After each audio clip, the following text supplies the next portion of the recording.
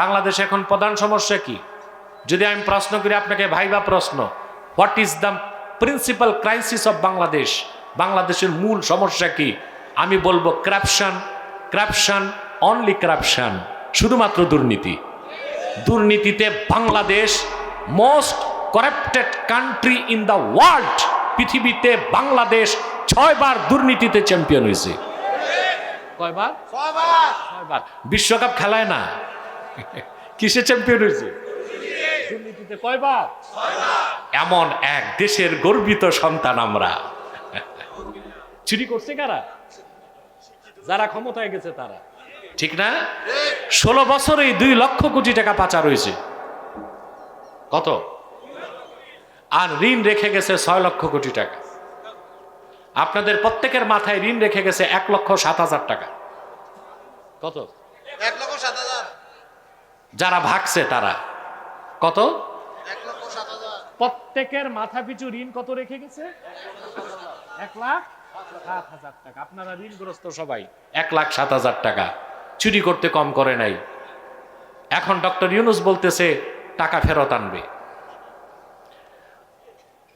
আপনারা আপনাদের এ ভাই যা বলেছে এতদিন মিল পাইছেন? আব্বাসির কথা লিখে রাখেন, একটা টাকাও বিদেশ থেকে আনতে পারবে না ইউনূস। কারণ ছোট চোরেরা টাকা পাঠাইছে বড় চোরদের কাছে, আর বড় চোরেরা কখনো টাকা ফেরত দিবে না। সরকার আমাকে ডাকে, আমি যাই না। বহুবার ডাকছে। সরকার পতনের পর 5 তারিখ আমাকে ক্যান্টনমেন্ট থেকে ফোন দিয়েছে, আমি মালয়েশিয়া ছিলাম, যাই নাই। গত সপ্তাহে অনেক আলেম ওলামা দাওয়াত দিয়েছে, আমাকে ফোন দিয়েছে, আমি যাই নাই। কেন যাই নাই? আমার কথা শুনবে গ্যারেন্টি দিলে আমি 70 বার যাব। আর যদি আমার কথা শুনবে না বুঝি, আমি একবারও যাব না, দূর থেকে পরামর্শ দিব। আমার পরামর্শ তারা নিয়েছে। ভারতের বিরুদ্ধে আমি 3টা নীতি তাদেরকে নিতে বলেছি, পাইছেন না সোশ্যাল মিডিয়ায়? আলহামদুলিল্লাহ, অনেকটাই তারা গ্রহণ করেছে আমার পরামর্শ। আমি মনে করি দূর থেকে পরামর্শ দিব, এটাই ভালো। আর মৌলবী কিছু আছে, ডাক দিলেই কাঁচা বাইন্দা দৌড় দেয় হালুয়া রুটি খাইতে। এটা আমার পছন্দ না। কথা বুঝেন নাই? আমি কোন প্রধানমন্ত্রী আর প্রেসিডেন্টের কাছে যাব? আমার পূর্বপুরুষ আব্বাসিগণ 700 বছর দুনিয়া শাসন করছে। আমি তো বাদশাদের আওলাদ, আমি আবার কোন ফকিরের কাছে যাব? আমি দূর থেকে পরামর্শ দিব, তাই তো ভালো। কথা বলে না। তা আমি বলে রাখছি, চুরির 1টা টাকাও দেশে ফেরত আসবে না। আর জনগণ চুরির টাকা ফেরত আসুক এটার আশা রাখে না। একটা জিনিস চায়, সেটা হচ্ছে যারা আমার দেশের মেহনতি জনতার রক্ত পানি করা ঘামের পয়সা পাচার করেছে, চোররা তো দেশেই আছে কারাগারে, শরিয়া আদালতে চোর হিসেবে তাদের হাত কেটে দাও। আমাদের কলিজা ঠান্ডা হয়ে যাবে। আর টাকা লাগবে ফেরত? শুধু কি করো? হাত কেটে দাও। আল্লাহ বলেছেন, আস-সারিকু ওয়াস-সারিকা ফাকতাউ আইদিয়াহুমা। চোর পুরুষ হোক আর মহিলা হোক, মানে চোর হোক আর চুন্নি হোক, বুঝেন নাই? চোর হোক আর চুন্নি হোক, হাত কেটে দাও। চোর হিসেবে তাদের হাত কেটে দিলেই আমাদের জনগণের কলিজা ঠান্ডা হয়ে যাবে। তাহলে আমার ভাইয়েরা, দুর্নীতিমুক্ত বাংলাদেশ কেমনে গঠন করবেন? আপনি আপনার অফিসারদেরকে কি পড়ান? গ্রামার পড়ান, বাংলা পড়ান, বিজ্ঞান, অর্থনীতি, সমাজনীতি, ভূগোল, জুলজি, কসমোলজি, কেমিস্ট, ফিজিক্স সব পড়ান, শুধু কোরআন হাদিস পড়ান না। এজন্য তারা যোগ্য কর্মকর্তা হয়, বুজুর্গ হয় না। যদি প্রাইমারি থেকে বিশ্ববিদ্যালয় পর্যন্ত প্রতিটা সেক্টরে কোরআন হাদিসের শিক্ষা বাধ্যতামূলক করে দেওয়া হয়, আমার দেশে উকিল, ম্যাজিস্ট্রেট, ব্যারিস্টার, জজ, এসপিডিসি, আমলা কামলা কর্মকর্তা সব একদিকে যোগ্য অফিসার হবে, আরেকদিকে চরিত্রবান বুজুর্গ হবে। তখন কি আর দুর্নীতি থাকবে? তাহলে ওয়া যাকারা আসমা রাব্বি, ঈমান আনলো, রবের নামের জিকির করলো। এই জিকিরের মানে এই না সকালে 10 মিনিট জিকির, বিকালে 10 মিনিট জিকির, আর সারাদিন করবেন চুরি চামারি বাটপারি, মানুষেরটা মেরে খাবেন, সুদ ঘুষ। এই জিকির আল্লাহ চান না। জিকির মানে সর্বাবস্থায় অন্তরে কার স্মরণ থাকবে, কার ভয় থাকবে? আরে ভাই, এই ভয় যা, আল্লাহর ভয় যার অন্তরে আছে, ওই সচিব কি ঘুষ খাবে? এখন খায় না কেন? জানে দুদক আছে। কি আছে? দুদক, দুর্নীতি দমন কমিশন। তো কি হয়েছে? দুর্নীতি বন্ধ হয়েছে। আরে ভাই, যারা চুরি করে ওরা যেই ফ্যাক্টরির মাল, চুরি ধরতে যারা বসছে ওরা ওই একই ফ্যাক্টরির মাল, একই বিশ্ববিদ্যালয়ের ছাত্র, একই সিলেবাস পড়ছে, এজন্য চুরি বন্ধ। কিন্তু যে কর্মকর্তার অন্তরে বিশ্বাস আছে আল্লাহ সব দেখেন, সে দুদক কমিশনারের ভয় করবে না। সে জানে আল্লাহর পক্ষ থেকে আমার দুই কাঁধে দুইজন কমিশনার আছে। নাম কি? মুনকার নাকির তো কবরই মিয়া সাহেব, কিরামান কাতিবিন, দুইজন করে কমিশনার আল্লাহ বসায় রাখছেন। 70 কামরার ভিতরে ঢুকেও যদি আপনি ঘুষ খান তা লেখা হয়ে যাবে।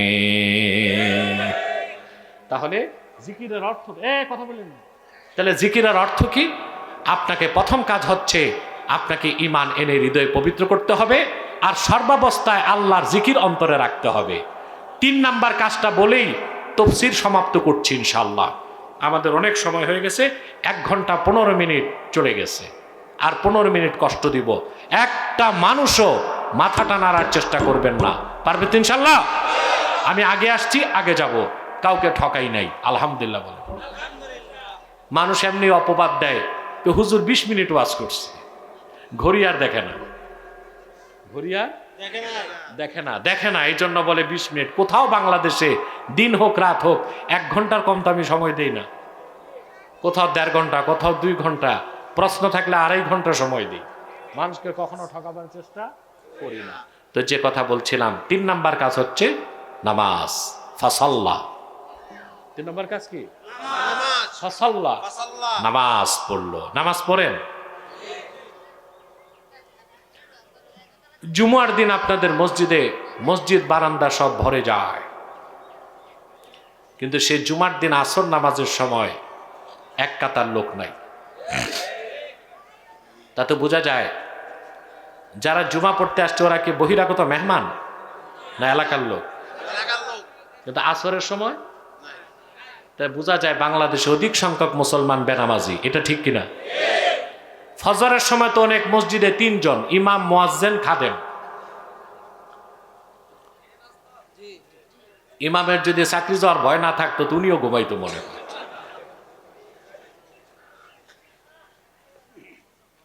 সম্মানিত সুধী, তোমরা যারা বেনামাজি মুসলমান আছো, আমি একটা কথা বলে যাই, বেনামাজিকে আমরা কাফের বলতে পারি না, এই সুযোগ নাই। কিন্তু বেনামাজি কতটা নিকৃষ্ট তা বলে দিচ্ছি। ইন্না তারিকা সলাতি আকবাহু মিনাজ জানি ওয়াল কাতিলি ওয়াস সারিকি ওয়া মুদমিনিল খামরে। চোর, হত্যাকারী, শরাবখোর, জেনাকার, এই 4 জন থেকে বেশি নিকৃষ্ট হচ্ছে বেনামাজি। আবার বলছি, চোর, হত্যাকারী, শরাবখোর, জেনাকার, এই 4 জন থেকেও নিকৃষ্ট কে? তোমরা বলবা না, লজ্জা পাও?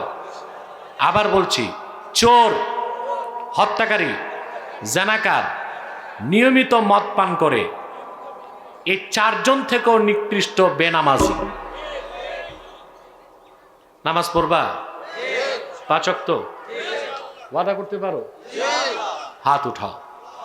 ইয়া আল্লাহ, ওয়াদা করছি আজ থেকে 5 ওয়াক্ত নামাজ জামাতের সাথে আদা করব। যদি শয়তানের প্ররোচনায় নামাজ ছুটে যায়, তাৎক্ষণিক তওবা করে কাজা হিসেবে নামাজ আদায় করব। আল্লাহ সফলতার জন্য 3টা কথা বলে দিলেন। قد أفلح من تزكى وذكر اسم ربه فصلى صدق الله العظيم وصدق رسوله النبي الكريم ونحن على ذلك من الشاهدين والشاكرين والحمد لله رب العالمين। এই উঠছো কেন? তোমরা কি আউলিয়া কেরাম যে মুনাজাত লাগবে না? একটা লোক মুনাজাত না করে উঠার দুঃসাহস করবেন না, এটা আপনার জীবনের শেষ মুনাজাত হতে পারে। আসরের অনেক সময় বাকি আছে, রাখো, আমি বলবো। আমি আপনাদেরকে একটু চেপে বসে, আপনাদেরকে আমি কয়েকটা কথা বলে যাই। আপনার এখানে বিভিন্ন দলমতের লোক আছেন না? কেউ সাদা টুপি, কেউ কালো টুপি, কেউ লম্বা, কেউ গোল। দল এক একজনের এক একটা, কেউ বিএনপি, কেউ আওয়ামী লীগ, কেউ জামাত, কেউ জাতীয় পার্টি, বিভিন্ন দল করেন। কেউ কওমি, কেউ আলিয়া, থাকতেই পারে, মতভেদ থাকতেই পারে। কিন্তু তিনটা ইস্যুতে আমরা এক হয়ে যাব। কয়টা? ইসলামের সুমহান স্বার্থ রক্ষায় আমরা ঐক্যবদ্ধ হয়ে যাব। মুসলমানদের মৌলিক দাবিগুলো আদায় আমরা এক হয়ে যাব। আর বাংলাদেশের স্বাধীনতা রক্ষায় আমরা ঐক্যবদ্ধ হয়ে যাব। আমাদের দেশে অনেকেই মনে করে আমাদের জন্য ভারত খুব হুমকি। তৃতীয় বিশ্বের তৃতীয় শ্রেণীর একটা ভঙ্গুর রাষ্ট্র ভারত, ও তার অস্তিত্ব রক্ষাতেই হিমশিম